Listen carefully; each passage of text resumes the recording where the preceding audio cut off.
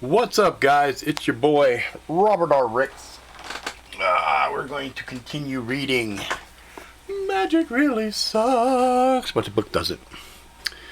And we left off on chapter 32. So gather around, youngins, as we continue reading the Magic Really Sucks. We will continue to do the reading. Alright. Let's get right to it, shall we? Hey, what's up, Garen? Chapter 32. Fiji. It's a magical place. Fiji Magical Portal, 9:10 a.m., April 12th. Ethan stared at the portal, and the brilliant blues that he saw took his breath away. It wasn't the first time he'd seen an ocean before. He had lived in the Bay Area of San Francisco and seen the gray, cold oceanscape, as well as visited Hawaii before. Even pictures he had seen in movies and postcards paled in comparison with the vista he witnessed through the portal. "Dude, what's the holdup?" asked Sparkles. "It's beautiful," he replied sheepishly. "No kidding! Let's go!" Ethan passed through the portal, and the warm breeze was amazing. The fresh scent of the ocean and the faint smell of some tropical plant that he did not know made him lightheaded. "You're mesmerized by this place, aren't you?" asked Kat. "Yes." Melissa tapped him on the shoulder. "See? I told you the place was awesome." He nodded. "And you haven't even seen the good stuff yet. This is just the outside location where the normals vacation and do things. There's the secret part you can only get to from here. You can't port to it, and it's heavily protected and warded." "Protected by?" "The guy. The god of Fiji. His children are also powerful mages who keep watch over the islands. There's over 300 islands. But there are 3 hidden ones which are large and only available via a special cave here on Vidi Levu." "How do we get there?" "We hike," said Valk. The weather was warmer than it had been in Utah, and Ethan smiled. "See? We just got here, and you're already smiling. This is a good idea." "Yeah, you're right. I don't know why I was getting so obsessed with those cards." They followed Melissa and hiked for about 15 minutes. "Valk, how'd you know we'd have to hike?" "I've been here before, as a kid. My dad loved coming here. Before my mom died, they would come here once a year to celebrate their anniversary. As far back as I can remember, we'd come here. It's been a long time for me, but I'm glad we're here.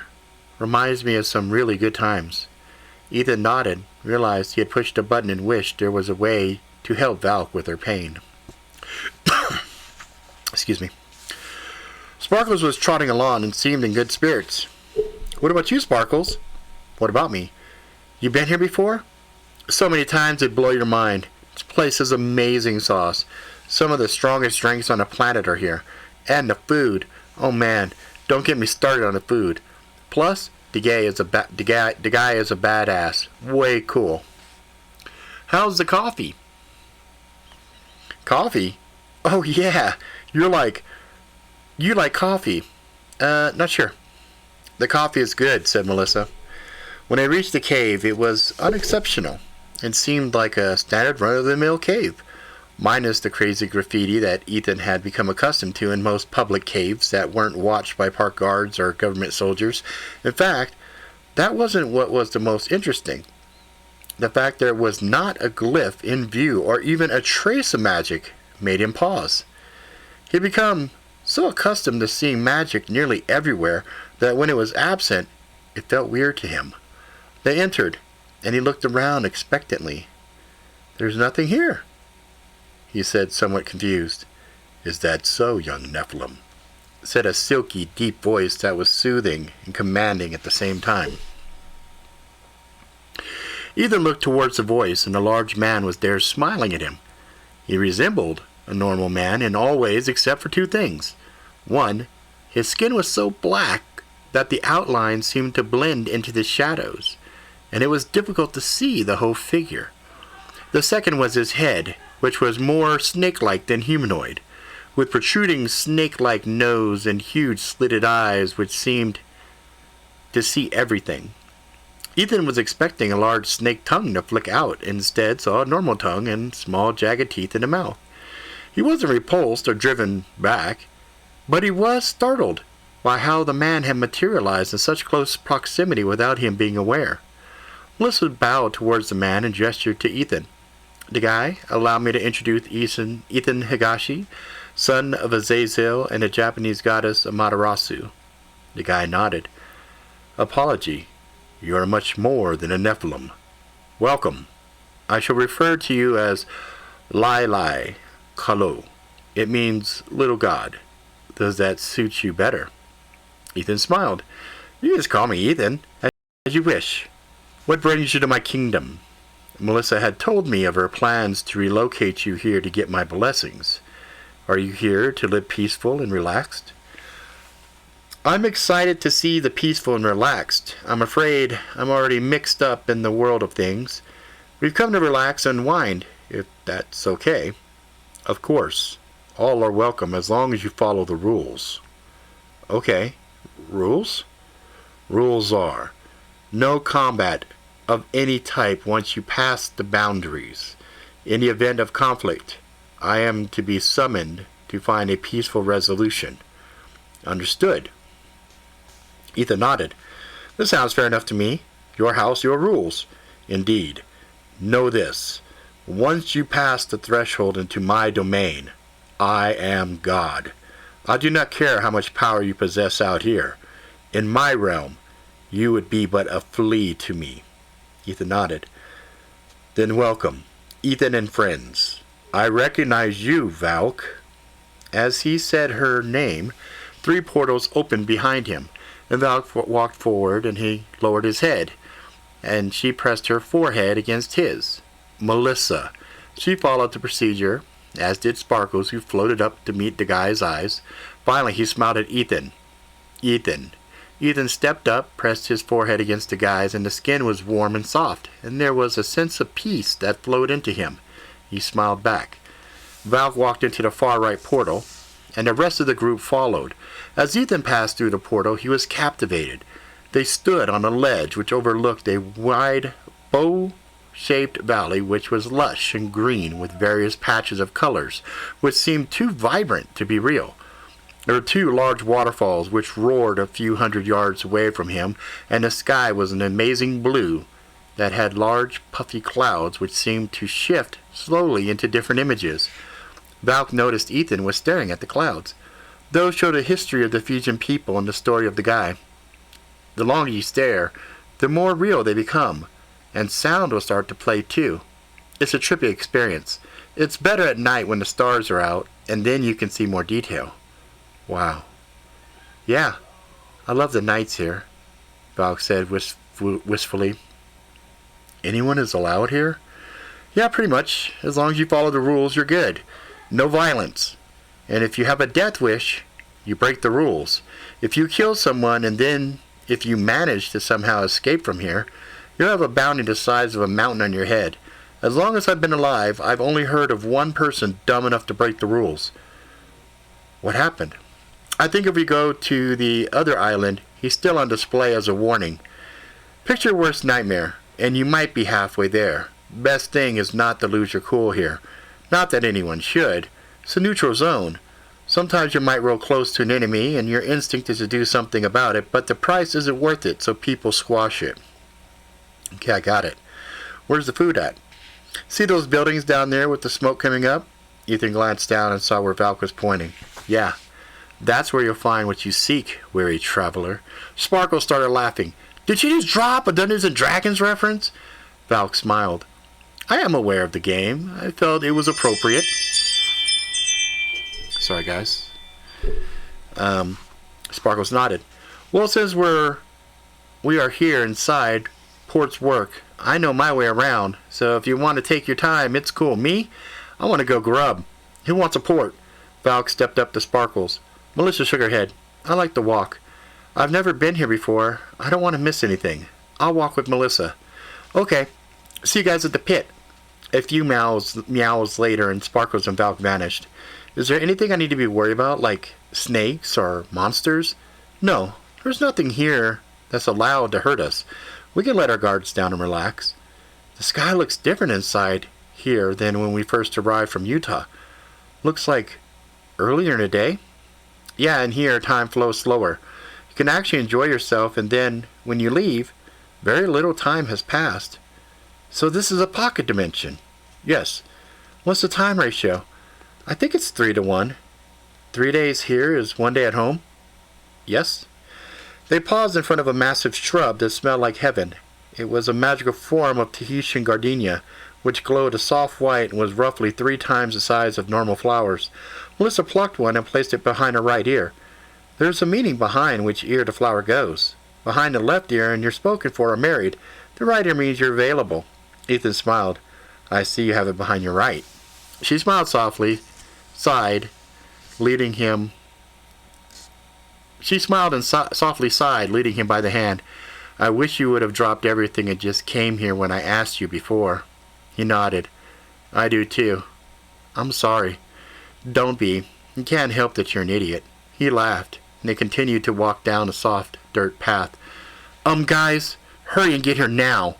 What's up, Sparkles? I think Valk's about to break the rules. Melissa, we have to hurry. Valk's in trouble. Kat, can you see what's going on? Ethan, it's bad. So far, Valk hasn't done anything, but Savage and his thugs are here. Oh, crap. Ethan broke into a sprint and was suddenly surprised when he felt strong hands on him lift him into the air. Melissa had a stern look on her face as her huge wings flapped once, twice, and they were there. Ethan saw Valk, who was staring into her cup, jaw muscles flexed. Sparkles was next to her on the bar. They walked over slowly, and Ethan spoke softly. What's up, Valk? Can you believe it? Of all the places I find him, he's here. Most of his crew is too. I am only missing one of them. Why would he be here? You cool? You're the one that told me about the rules here. We can leave. I'm not going anywhere. There was death in Valk's eyes. Valk, you know if you do something it's all bad, right? Some things are worth it. She rubbed absent-mindedly at the red tattoos. Ethan put a hand on her shoulder gently. Valk, please look at me. She did, and in his eyes she saw concern. She could feel Ethan's worry and knew it wasn't fear that influenced him. Melissa also stared deeply into her eyes and smiled softly. Let's just go to one of the other islands. Valk sighed. I'm sorry, guys. I didn't mean to ruin a trip. No way. We'll just jet up out of here, take the left-hand door. That food is better there anyways, said Sparkles. Valk nodded, and they got up to leave. Well, well, well. Looky, boys. Is it little Valk? A large man covered in tattoos stood there. Boss man, look who's here, he bellowed out. Savage turned from his conversation with a tall, skinny Asian man, and he swaggered over towards them. Every ounce of energy Valk possessed held her in place. She wanted more than anything to summon her blade and remove his smug face. Hot damn, he said as he approached. His eyes were animated, and a smile on his face disgusted Ethan. Savage stared at Valk, shook his head slowly as he got closer. I really should have done a better job killing you, girl. You cost me a lot of money. He got too close to Sparkles, who gently pushed him back. Excuse me, all up on me, man. Back up. Sorry, kitty. Didn't see you there. Why don't you scram? Afraid not, dipshit. I was here first. Me and my pal was just enjoying a drink, so maybe you'd be so kind and as not be rude and bug off, 'cause rules are rules. I'd hate to call the big guy down. Savage took a cautious step back and measured his words carefully. Yeah. Just having fun. Right, Valk? We'll catch up real soon. Got nothing but time. Catch you later, girl. Valk had nothing to say, but the hatred that burned in her eyes said everything she needed to say. Okay, boys, let's roll. We're done here anyways. We'll have fun with Valky soon enough.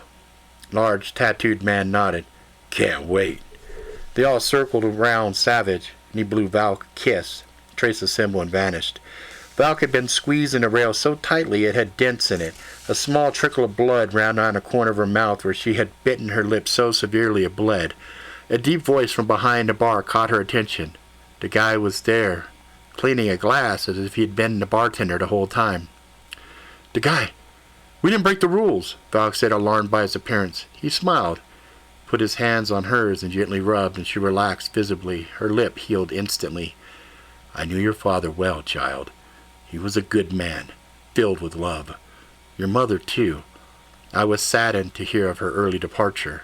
I was angry and sad to hear about your father. I know all who enter my domain. I knew the kill of your father was here. I worried about you. I see that was not needed. You make your family and father proud with your strength. A lot of good it does me.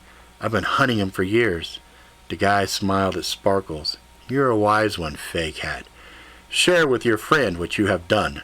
Sparkles grinned. "I marked him." "I don't understand." "We Fay are very protective of things, and are rumored to be amazing trackers as well as thieves. Well, I'll share a secret. We can mark things, and when we do, we can track it anywhere. When I gently pushed him back, I marked him not once, but twice. And as a gift to you for your loss and your exhibition of self-control, I made sure that the marks will not come off, ever," said the guy with a soft smile. Valk's eyes filled with tears. "Sparkles, you sneaky little beast." And the guy, "I am indebted to you." The guy nodded. "I would start with a lecture about vengeance and revenge, but understand words would be lost on you. But for now, allow me to do one more thing." He reached out and massaged the top of her head, and she closed her eyes for a moment. The guy faded, and a regular bartender was there cleaning the glass. Valk blinked once and twice. "Whoa, Sparkles. What's in the drink you gave me? My head is spinning." Sparkles smiled. "My lips are sealed." "We'll explain it all later, after we get back to Sanctum," said Ethan. "Yeah, no sense in having her crazy and upset. I mean, it was the will of the guy, and Sparkles ain't gonna piss off no god," agreed Sparkles. Melissa stepped up to the bar. "I'll have what she's having." The bartender got to work. Ethan ordered a coffee, which turned out to be the second best cup he had ever had. It was good, but Feist's coffee still had a beat. "You know, when we get back, Valk's gonna want blood," said Kat. "Yeah," Ethan said slowly. "So what are we gonna do?" asked Kat. "Back her up. That's what friends do." "What about the final card?" "It can wait. Friends come first." That night, Valk pointed out the stars to the group, and they ate food fit for gods, and the heavens above seemed to work extra hard to give an amazing show. All right. Chapter 33, Sometimes You Gotta Get Savage. Utah Sanctum, 3/16, April 12th. The 3 days were exactly what they all needed. Fully rested, minds rejuvenated. They were sad to leave, but they all knew there was work to be done. "So who's going to tell Valk?" asked Kat. "I will. I'll explain to her. She needed rest. We all did," replied Ethan. "Valk, hey, I need a word with you." "Sure thing, champ. What's up?" Ethan was nervous. "You got it, man. Hesitation kills. Just go for it," advised Sparkles. Easy for you to say. "So, something happened when we were at Fiji that you might be upset about at first, but I think when you've had a chance to calm down, you'll see it was actually a good thing." "Yeah, like what? Why are you so nervous?" "Well, you see, we ran into someone." "Yeah, like who? I mean, it's not like we ran into Savage or anything, right?" Val got deathly serious. "Right? What, Ethan? What did you do?" Instinctively, he triggered his shields. "It wasn't me. I swear it was the guy. He was like all proud that you didn't kill Savage, and then Sparkles had marked Savage, so we figured we'd let you enjoy your time and we'd go get him when we got back." "Really? That's what you thought? You know what I think?" She was bellowing. Sparkles took refuge behind Melissa, who had her hand on her sword in case things escalated. "What?" "I think you guys are awesome." "What?" "Yeah. The guy explained it to me in my dreams the first night when I slept. It's pretty badass. You guys are too. It means a lot to me you have my back like that. I was just messing with you." "Okay, damn it. I had my shields up and everything." "I know. I almost lost my character and started laughing. You know we see when it goes up." He shrugged. "You kind of scared me." She slugged his shoulder, and the armor flashed to soft impact. Relax, champ. You're the last person in the world I want to hurt. But there is one I want to hurt more than anything on the planet. Yeah, I've been meaning to talk with you about that as well. I think I understand the tattoos. I want to make sure you understand. You know what happens when he dies, right? She nodded. Yeah, I know the deal I made. Either he dies, or I run out of tattoos. Either way, I die and my soul is forfeit. Melissa looked shocked. Are you mad? Your soul? To who? Lucifer. You dealt with him personally? No, one of his reps. Why?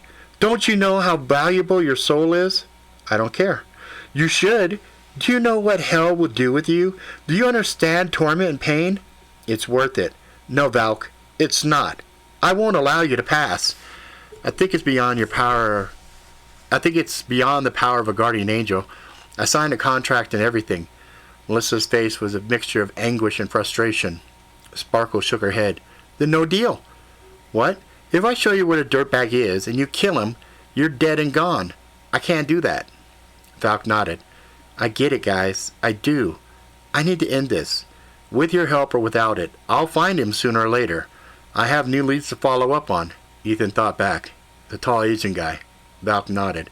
Yeah, the whole memory came back to me after I had a night to calm down. The guy just wanted me to cool my jets. Guys, you have to understand something. I've done a lot of bad things hunting this guy down. I killed a lot of people. I've lied, I've stolen, I've done worse. I want you guys to understand those actions alone get me a fast pass to hell. Ethan pondered it. Come here. What? Come here. She came close to Ethan and he pressed a diamond on his chest and hugged her. The apartment vanished and was replaced by a hulking chamber with a scale in the center of the room. A gaunt, skeletal man sat there in loose-fitting robes. Ethan nodded. This was an image pulled from Valk's mind. The Guidestone knew who Ethan wanted to discuss and conjured an environment to impact Valk. The skeletal man glanced at Ethan and nodded at Valk. You brought me a friend, the skeletal figure said in a harsh whisper. Yes. And you wish me to see how far along she is towards hell? Yes. Valk swallowed hard. Emaciated man glanced at her tattoos. There were many tattoos before. Now there are 8 red and 12 black.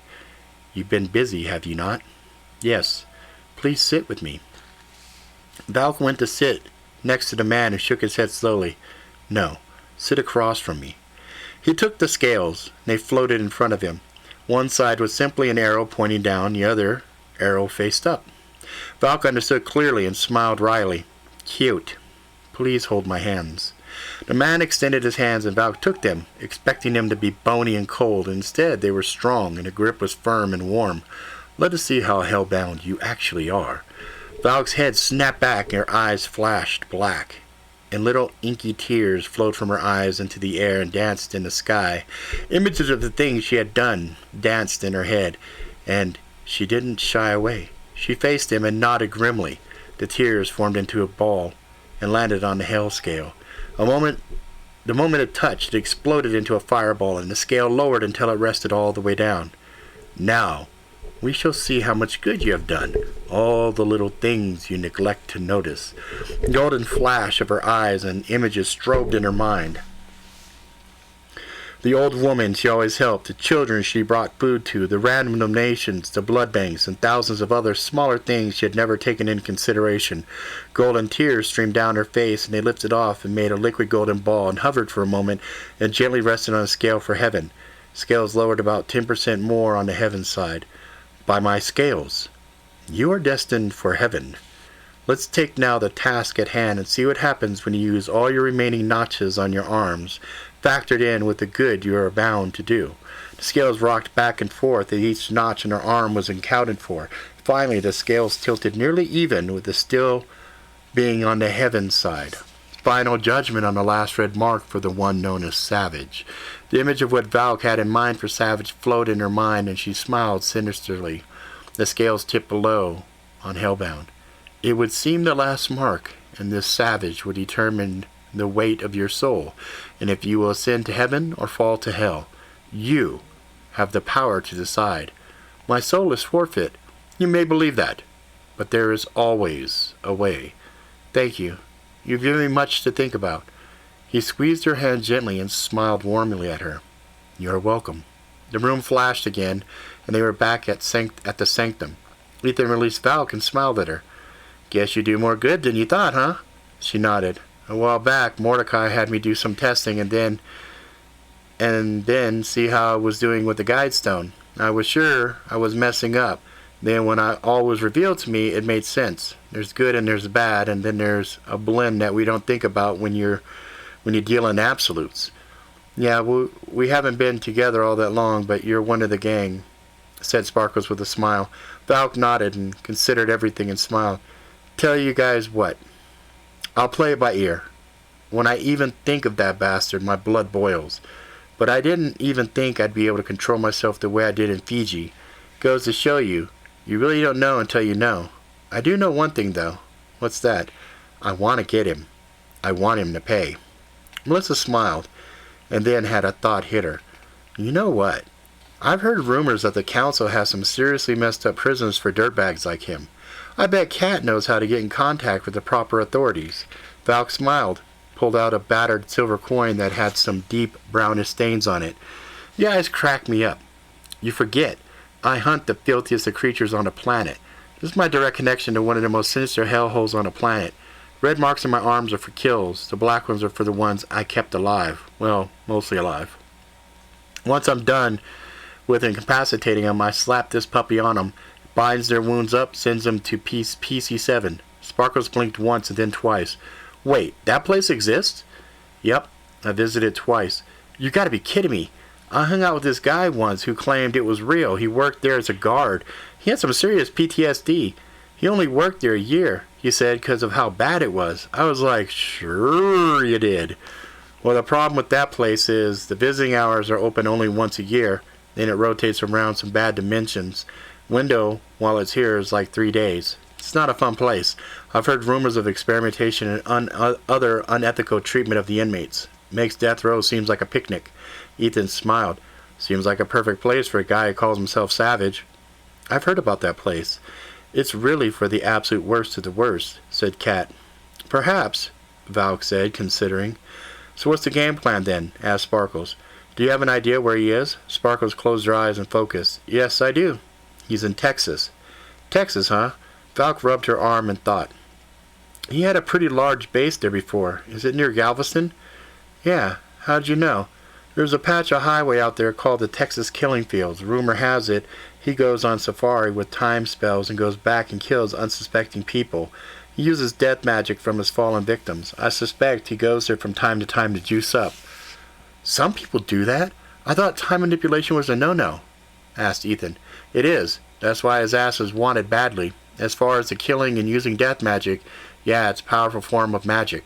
I think it'll hurt you, but I don't think it'll affect you as it would me or Sparkles. I think it has more potent punch on Melissa, but since she can't really be killed either, it'd just hurt. What happens to us? Asked Sparkles. Well, if it's the right type of spell, it could kill us. Necromantic mages are tough to deal with. Fortunately, there aren't many out there floating around. Council usually deals with them, and they've been hunting Savage longer than I have. So this base, you been there before? Asked Ethan. Yep. Yeah. I've marked all of his previous hangouts. Valk motioned, and with a simple glyph, an image of the world floated in front of them. It rotated, and several dots showed up. She pressed America, where there was a few clusters, and nodded as Texas came into focus. This is a spot. I even put some jumps in there just in case I caught a lead on his return. I can't think of anything I'd rather do than reach out and touch him. Ethan nodded. Okay, guys, let's gear up. Load as many hardcore spells you got. I'm going to see if Kat has some ideas on necromantic aspects and see if we can tilt the odds further in our favor. How many guys does he roll with? Last I heard, about 75. Okay, we head out in an hour. Valk smiled, felt energized. Part of her wanted to jump right then and there, but she knew she saw the value as growing as a group. She wanted to ensure she had the best chance of success. What do we know about necromages? I've dealt with a few in the past, said Kat with disgust in her voice. Weaknesses. Light. In the fight, angelic magic is very useful. Primarily angelic blessings on melee weapons, bullets, etc. Blessings? Yeah, I can see what you're about to ask. Yes, the same works well on demons, especially since hell uses the same type of magic. So this is good practice then. Mordecai bless his weapons in the past? Yes. Anything else? Other than saying this feels like a trap? Yeah, it does seem kind of easy. You don't think he knows that Bays can track? I'm not sure, but I suggest we proceed this like it's a setup and let the team know the same. Ethan nodded. He quickly double-checked everyone's armor bands and created one small enough for Sparkles and doubled the protection on it. He then loaded up his spells and made sure to have a few light-based spells handy to make sure there were no dark corners to contend with. He also added in more healing spells. 30 minutes later, the group was ready. Ethan pulled out his blades and the magazine from his pistol. Melissa, can you please bless these items? Valk, your 50 have stock ammo or something magical like Randy was referencing on his gun? Ammo generating magazine, why? 'Cause we need to bless it, so any ammo coming from it's blessed. Same with your blades. She nodded. Valk reached forward with both hands, and the air shimmered and glowed slightly, and she pulled out her rifle and a longsword from within the disturbance. She placed it on a table in front of them. She pulled 2 blades from her boots. Hey, those are Max 7s from Top's blades? Said an excited Ethan as he recognized the design. Yeah, Valk smiled. I have one in my collection, here in the sanctum. These are modified, she said with a wink. He smiled. I'm sure there are. Anything else from Top's? She paused and thought for a moment. Yeah, this. She reached the small of her back and pulled out a wicked little karambit. Oh, that's a scorpion's tail, right? Valk nodded. Yeah, they discontinued it not too long ago. I was going to get another one since it's been super useful, she replied, gazing at the small blade. Really? I didn't know. I wanted one. Yeah? Sparkle shook her head. You're such a blade geek. Melissa, let's bless these and go before my ears start bleeding or I fall asleep. I think it's cute when Ethan geeks out, said Melissa with a smile. Valk laughed a little and then nodded. He does seem to get excited about these. Ethan shrugged as he laid all the gear on the table. Melissa passed hands over the gear and said a prayer which Ethan had never heard before. What was that? I'm evoking the Archangel Michael to bless these items, one of my most potent combat blessings. The gear had begun to glow a brilliant white and then flashed once and faded a soft, subtle glow. Melissa nodded and smiled. It's done. Ethan tossed the band of Sparkles. What's this? Extra armor. Put it on. She did as was instructed. Melissa, thanks. Okay, guys, I want us to go into I want to go into this like it's a trap. Stay frosty. Keep your head on a swivel and make sure to take no chances. If you get hurt, I don't see it, call it out, so either me or Melissa can help. Since there's most likely going to be a lot of resistance, I want to make sure we get in, do damage, and get Valk to her target and let her do what she needs to do. Questions? Everyone's quiet. Okay, let's get us a bad guy. Valk? Valk made a few passes in the air and the portal sprang up where she had left her hidden glyph.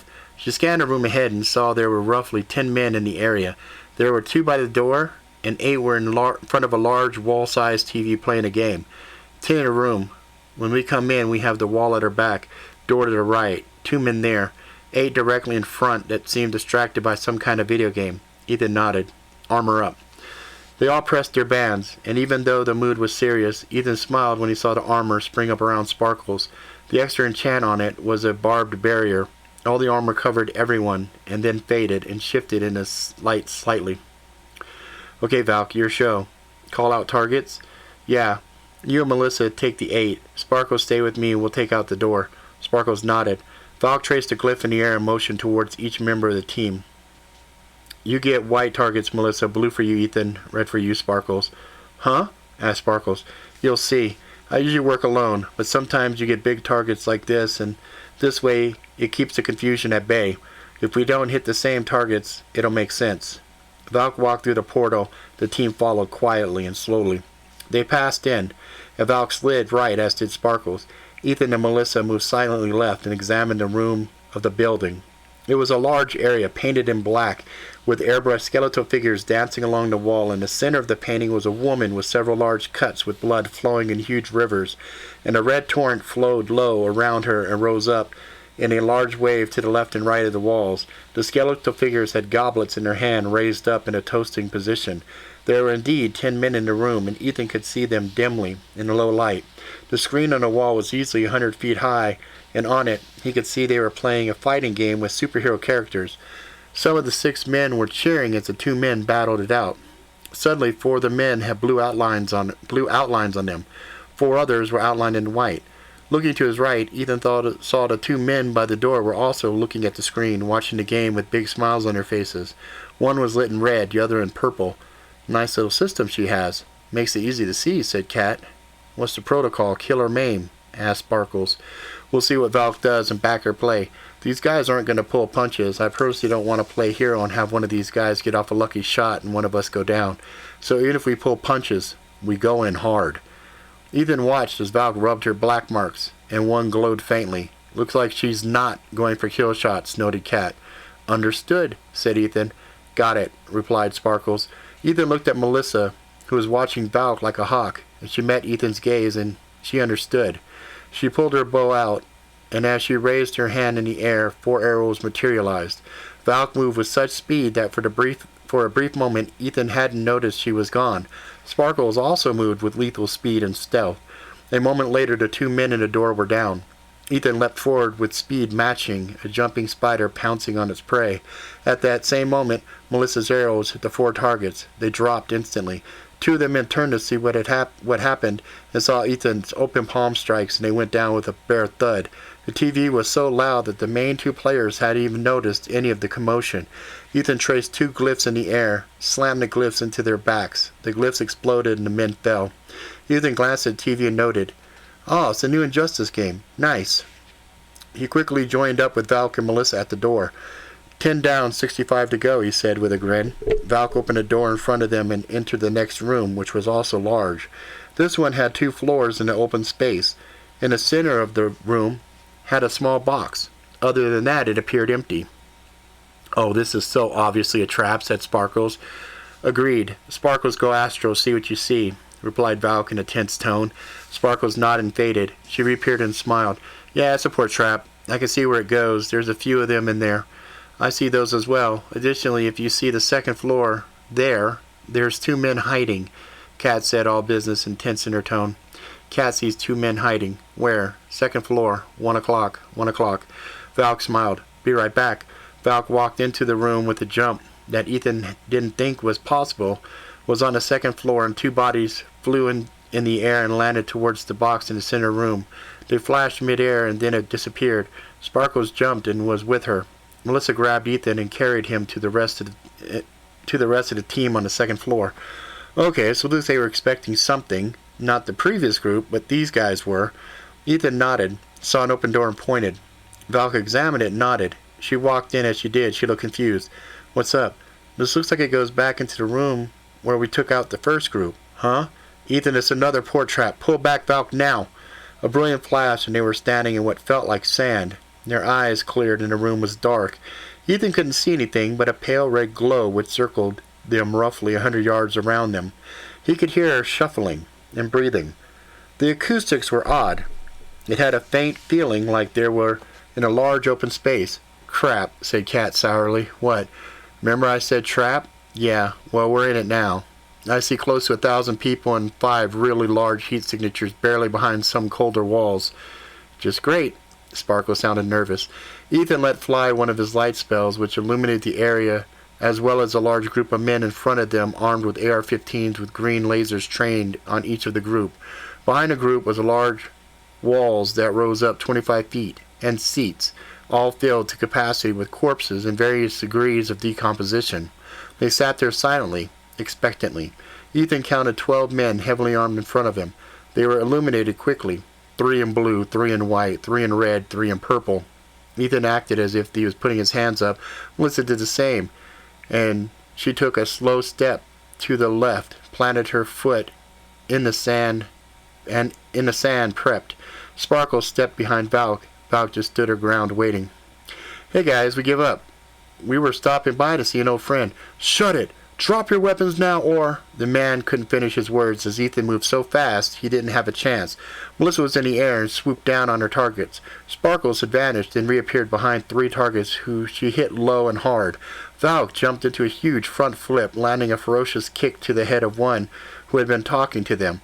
Gunfire rang out and deflected off of body armor. Ethan was relieved to see there wasn't anything special about the ammo they were using. A few moments later, all the armored soldiers were down. A faint clapping could be heard, which caught the group's attention instantly. "Nice show, kids. I'm streaming this live around the world, you know. This is almost guaranteed to go viral." Valk turned towards the clapping and she saw Savage. She also saw hundreds of ghostly figures around him that seemed shackled and afraid. Owen Johnson, you're wanted dead or alive. I'm partial to the dead part, but you have one chance to surrender. That's hilarious. You know what? Your daddy said the same thing to me, almost verbatim. Then when I caught him slipping and chained his ass up, he was so afraid. Not for his life. No. He was a boss. He wasn't afraid of nothing. At least nothing I could do to him. But when I found out he had his kid nearby at a safe house, well, I couldn't resist. I told him I was going to find you and then kill him in front of you and do some horrible things to his little girl. He went bananas. Wait, why tell you when I can show you? Check this out. Images appeared around the arena, showing a man chained up with nasty barbed hooks piercing his body. His breathing was labored. There was Savage, who replayed the whole event. Valk watched in silence, her eyes filling with tears and turning red. Her breathing was calm. She took long, slow breaths. Nothing? You know, I got over 1 million hits on the darknet. I'm sure taking you out's gonna be even better. You want a piece of me, little girl? All this time you thought you were hunting me? I went to the Oracle. She told me you'd find me. All I had to do was make sure your friends wouldn't get involved. But you know what was exciting? I asked her who would win in a fight between you and me. You know what she said? Better not tell you now. Can you believe that? The little skank wouldn't tell me the punchline. Well, for all the favors I did for her and the money I paid, I have you here now. So what? Nothing to say? There was a metallic grating sound, and some of the arena walls started to drop. 5 gaping holes appeared. Sets of glowing red eyes peered from the darkness. So you might be wondering, what the hell are those? Savage was enjoying the show. He continued almost immediately, not allowing for a response. Hell wolves. They are 3 times the size of a polar bear. They won't attack unless you fools try to do something you're not supposed to. There's special seating right there. Ethan, Melissa, Sparkles, while me and Valk handle some unfinished business. Take a load off. I insist. Hell, Valk, I'm going to enjoy this. I'm kind of glad you didn't die. This is so much better, don't you think? 3 chairs rose from the floor near them. They looked normal. Nothing out of the ordinary. Valk, what's the play? Asked Ethan. They noticed a purple outline on him. What's the rules? Asked Valk. No rules. We just do our best to kill each other. No one interferes. Savage motioned and the shackled spirits screamed out and flowed into the cadavers in the seat. A moment later, spectators clapped and cheered.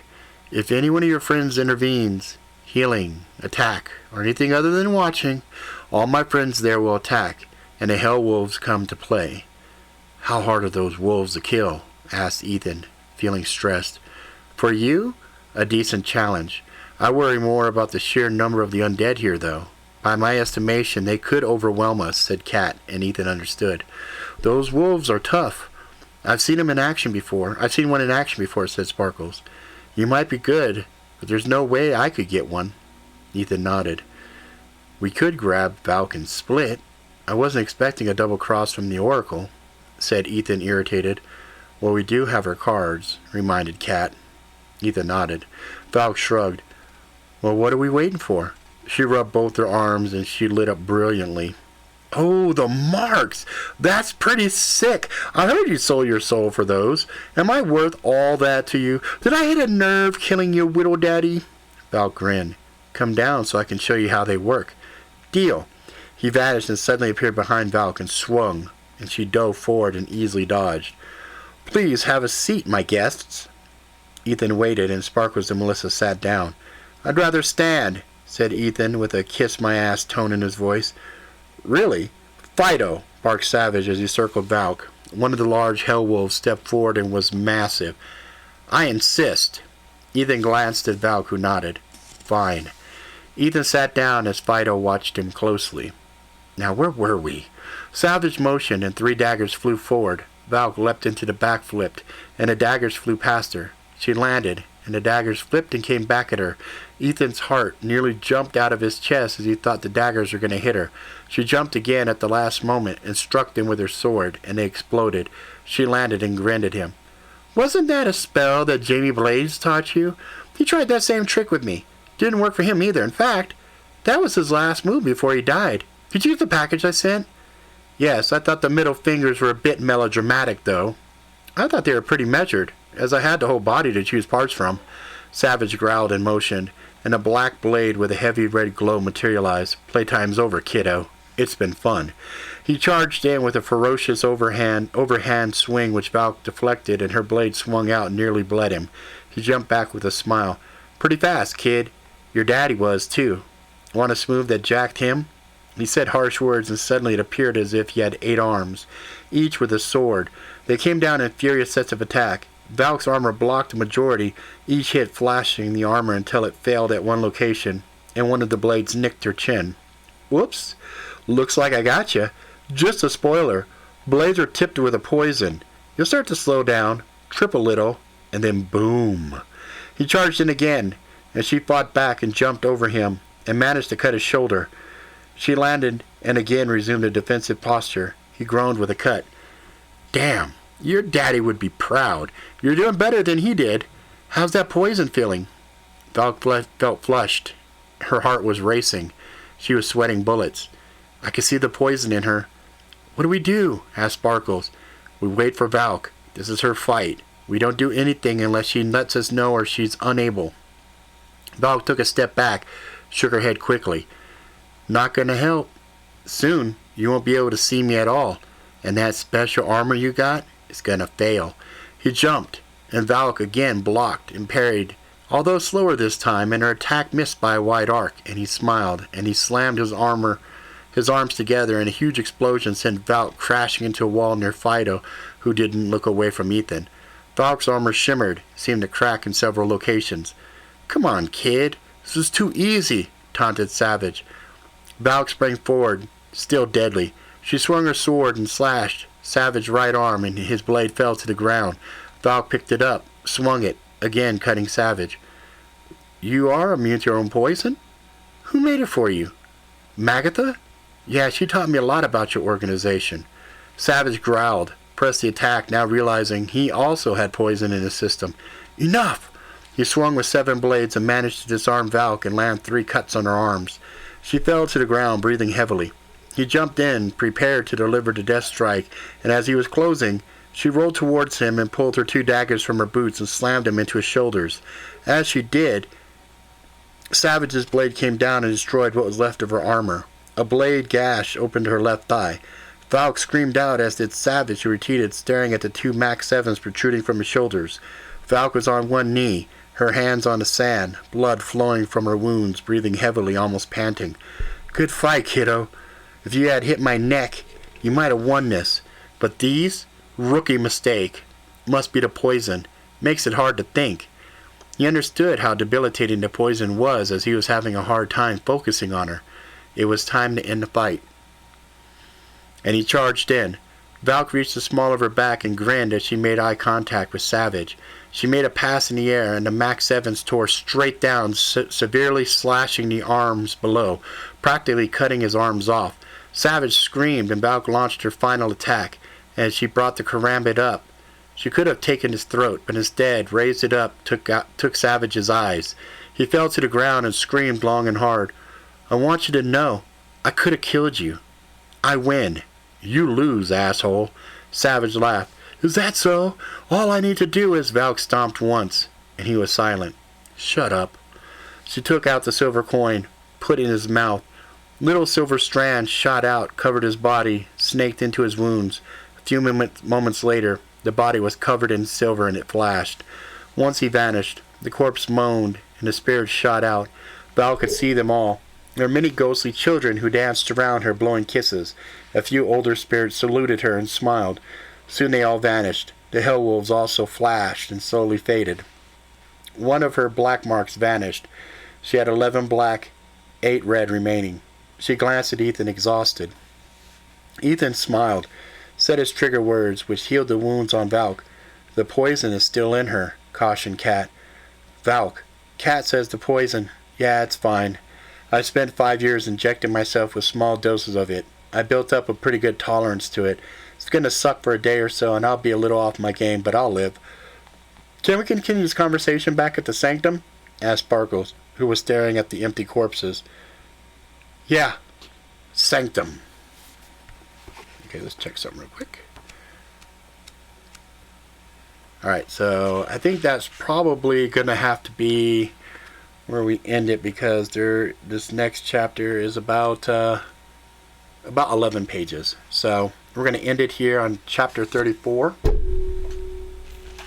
But that was fun. That was great. We got to, I'm pretty sure the very next episode that we do, though, we'll be able to finish everything out. We'll be, we'll call the next episode the final. And we'll go from there. But anyway, yeah. So we are now on page 270, and you can see Valk was ready for that bite, wasn't he? Woo-hoo! That was a fun thing to write there. All right, so that's gonna be it. Yeah. There's no way I could do it in 8 minutes. So we're gonna go ahead and end it there. Hope you guys are having a great Sunday. Next week we'll be able to finalize everything, and that'll be cool, because that'll be the end of the very first book. And then we'll be able to move on to second book, or we might pick back up real-time story time, depending if we can get enough people to come into the show. All right, guys, that's going to be it for now. Hope you guys are doing well during this whole Rona BS. Yeah, just be safe, keep your head on the swivel and all that jazz, and I will see you guys next week. Same bat time, same bat channel. All right, guys.